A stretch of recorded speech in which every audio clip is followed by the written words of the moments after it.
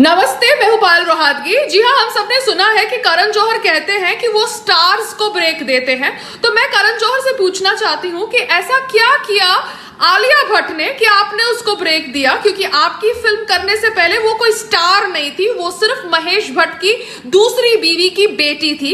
ऐसा क्या किया सिद्धार्थ मल्होत्रा ने कि आपने उसको ब्रेक दिया, क्योंकि वो तो एक बैकग्राउंड डांसर था।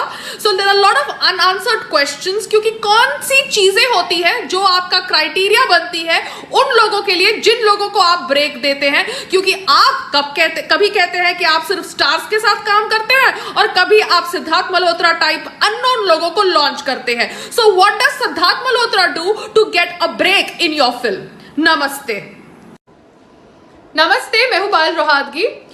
मैं सलमान खान जी की बहुत रिस्पेक्ट करती थी, मगर जितना मैंने उनका इन्वॉल्वमेंट और उनका नेचर के बारे में सुना है और पढ़ा है related to Sushant Singh Rajput and certain other issues, मुझे लगता है कि शायद बीइंग ह्यूमन का ड्रामा बहुत समय से इसलिए किया गया है क्योंकि हिट एंड रन केस में वो इन्वॉल्व थे। अब हिट एंड रन केस के अंदर उनको बरी कर दिया गया है, so I will never question the judgement of the court, मगर he was present in that hit and run case and because of that negativity उन्होंने बीइंग ह्यूमन करके एक ऑर्गेनाइजेशन चालू करी लोगों के अंदर ये थॉट प्रोसेस जनरेट करने के लिए कि वो एक अच्छे इंसान है। क्योंकि जो एक अच्छा इंसान होता है वो अपनी अच्छाई चुपचाप करता है, मगर अपनी अच्छाई के बदले पीआर एक्टिविटी नहीं करता। Now I have heard that Being Human organization does money laundering as per the claims of Abhinav Kashyap या अभिनय कश्यप, ये अनुराग कश्यप के भाई है जिन्होंने उनके साथ दबंग 2 डायरेक्ट करी थी या करने वाले थे।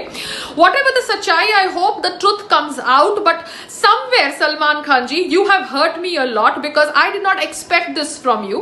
आप obviously किसी को भी लॉन्च कर सकते हैं, अपनी बहन के हस्बैंड को लॉन्च कर सकते हैं या सूरज पंचोली को लॉन्च कर सकते हैं, मगर आप दादागिरी नहीं कर सकते क्योंकि पूरा बॉलीवुड आपकी जायदाद नहीं है। If you don't like a certain person, that does not mean you make yourself or your brothers or your father call up producers and directors and ask them to not work with him, because ये विवेक ओबेरॉय के साथ भी हुआ था। We have heard his story because we have read his post also, और हम सबको पता है कि क्या हुआ था when he had called you up regarding that whole Aishwarya Rai issue। So मैं सिर्फ इतना ही कहना चाहती हूँ कि कर्मा की बात करने वाले लोग को ये समझना चाहिए कि कर्मा उनके ऊपर भी कभी हावी हो सकता है, and somewhere being human organization maybe is a PR activity। नमस्ते, मैं हूं पायल रोहतगी। जी हाँ, कैसे हैं आप सब?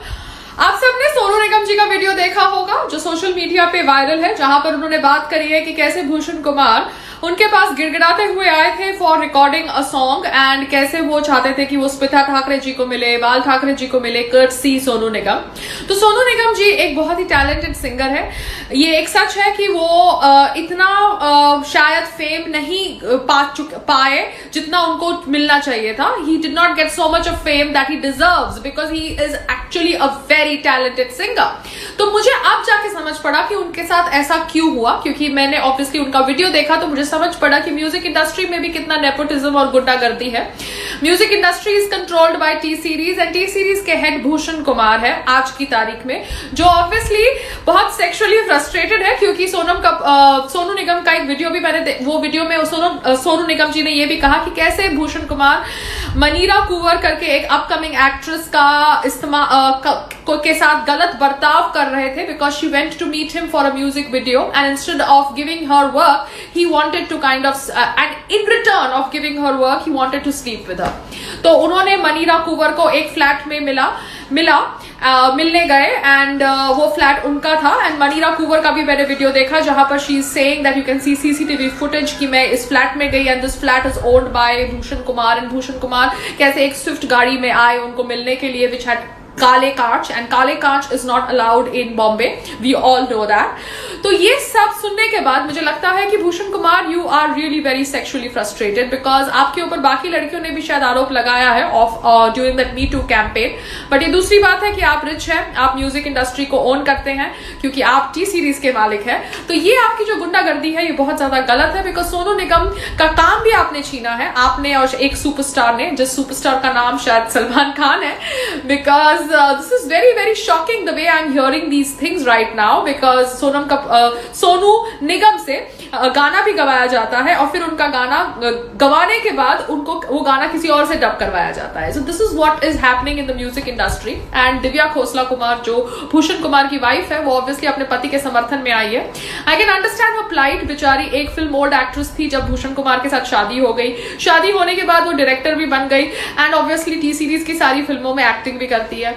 सो I think she doesn't want to give up her lifestyle and her so called luxurious lifestyle and her so-called title of being a director and blah blah blah and the power that she has because she's Bhushan Kumar's wife. तो ठीक है, दिव्या खोसला कुमार आप अपने husband का sexual rendezvous छुपा सकती है, मगर सच कभी छुप नहीं सकता. बहुत सारी लड़कियों ने आपके हस्बैंड के ऊपर आरोप लगाया है और ये लड़कियां सीसीटीवी फुटेज और ये सब का एग्जाम्पल दे रही है एज प्रूफ. सो कहीं ना कहीं आपके हस्बैंड ये सब चीजें करते हैं क्योंकि इफ उनको किसी भी लड़की को मिलना है related to work, I don't think he needs to meet them in some flat. He should meet them at the office and that's about it. Not meet them in some swift car with black glasses. मगर दिव्या खोसला कुमार आप अपना कर्मा कर रही हैं, क्योंकि आप अगर अपने हस्बैंड को ऐसे प्रोटेक्ट करेंगी और ऐसे उनके बैड हैबिट्स और उनकी सेक्सुअल रॉन्डेवू को छुपाएंगी तो ये ऑब्वियसली आपको खराब लाइट में डालता है, क्योंकि आप एक अच्छी लेडी लग रही थी मुझे and you are pretty looking woman also and in spite of you being such a pretty looking good human being आपका हस्बैंड ऐसे करता है and instead of asking your husband कि आप ऐसा क्यों करते हैं, आप उसका समर्थन कर रही है ब्लाइंडली. तो आई थिंक आप एक अंधभक्त है and I really feel very sad for you. Sadly Bollywood के अंदर सनी लियोन को बहुत ज्यादा काम मिलता है. सनी लियोन जो एक पॉर्न स्टार है, विदेशी पॉर्न स्टार है, जो ऑब्वियसली कैमरा के सामने सेक्स करती है. महेश भट्ट की डिस्कवरी है, बिग बॉस में आई है और वो अपने हस्बैंड के साथ ये पॉर्न वीडियोस शूट करती है और वो सबसे ज्यादा काम करती है. आई think she must have worked a lot with T series also, because अब तो आपको सबको समझ पड़ गया होगा कि बॉलीवुड में काम किसको सबसे ज्यादा मिलता है. सबसे ज्यादा कास्टिंग काउच होता है, या तो फिर नेपोटिज्म होता है, या तो आप ऑब्वियसली ये जो एंगल देख रहे हैं वो एंगल होता है. So this is the way you get work in Bollywood. So I hope that हम सुशांत सिंह राजपूत के निधन के ऊपर अपनी आवाज नहीं दबाए, because he was an outsider और बहुत सारे आउटसाइडर्स का ड्रीम जुड़ा हुआ है बॉलीवुड के साथ और हम उनके ड्रीम में उनको हेल्प कर रहे हैं by voicing about the death of Sushant Singh Rajput, because ये जो उनके साथ हुआ वो किसी और के साथ नहीं हो. एंड बॉलीवुड के अंदर से नेपोटिज्म, ये गुंडागर्दी, ये कास्टिंग काउच, ये जो पॉर्न एडिक्शन है ये खत्म हो, उसके लिए हमें अपनी आवाज बुलंद रखनी चाहिए. And more power to you Sonu Nigam ji, and I hope you get more work, because ना तो आप जॉबलेस हैं ना तो आप डेस्परेट हैं, मगर इसके बावजूद लोग अगर आपकी बात नहीं मान रहे, लोग यानी दिव्या खोसला कुमार, तो दिखाता है कि वो कितने डम है. They must be the next Sonam Kapoor. नमस्ते. नमस्ते, मैं हूं पायल रोहातगी. जी हाँ, मेरा ये वीडियो है सोनी राजदान के लिए. सोनी राजदान जो ऑब्वियसली विक्टिम कार्ड खेल रही है नेपोटिज्म की डिबेट को शांत करने के लिए, उसको मैं ये कहना चाहती हूं जो कह रही है कि एक अभिनेता का बेटा अगर अभिनेता बनना चाहता है तो इसमें क्या बुराई है, क्योंकि वो भी करण जौहर की तरह समझती है कि एक्टिंग खून में होता है. तो मैं सिर्फ यही सवाल इनसे पूछना चाहती हूं कि अगर एक्टिंग खून में होता है तो आतंक भी खून में होना चाहिए, क्योंकि एक आतंकवादी का बेटा आतंकवादी नहीं बनेगा, ये आप लोग कहते हैं, क्योंकि आप कहते हैं कि आतंकवाद खून में नहीं होता. तो अगर आतंकवाद खून में नहीं होता तो फिर एक्टिंग खून में कैसे हुई? क्योंकि एक तरफ आप एक आतंकवादी के बेटे को बचाते हैं ये कह के कि वो आतंकवादी आगे जाके नहीं बनेगा, मगर दूसरी ओर आप एक अभिनेता के बेटे को बोलते हैं कि वो अभिनेता बनेगा. क्यों? क्योंकि एक्टिंग उसके खून में है. तो आप लोग डिसाइड कर लीजिए कि खून में आतंकवाद है या एक्टिंग है, कि खून में क्या क्या है और खून में क्या क्या नहीं, क्योंकि हम लोग बहुत कंफ्यूज्ड हैं. नमस्ते.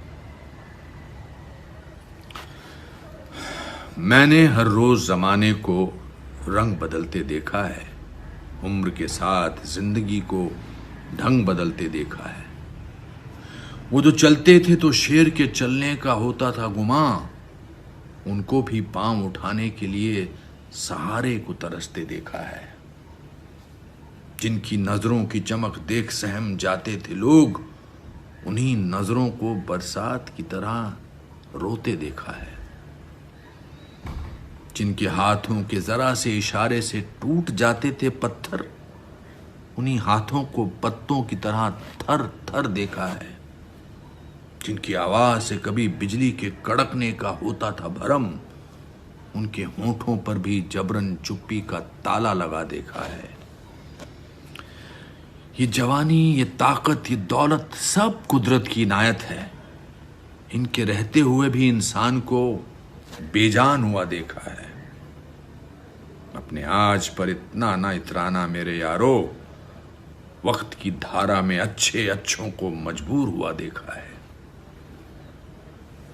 कर सको तो किसी को खुश करो, दुख देते तो हजारों को देखा है।